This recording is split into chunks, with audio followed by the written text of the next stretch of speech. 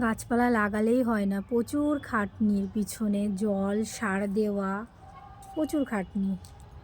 এই পুরো ছাদে জল দিতে অবস্থা খারাপ, অনেক সময় লেগে যায়। আর প্রচুর জল লাগে, প্রচুর, অনেক জল লাগে। সব জায়গায় জল দিয়েছি। বাবা বাড়ি নেই, বাড়িতে গেছে, গ্রামের বাড়িতে। সুন্দর, প্রচুর কষ্ট হয়ে গেছে জল দিতে।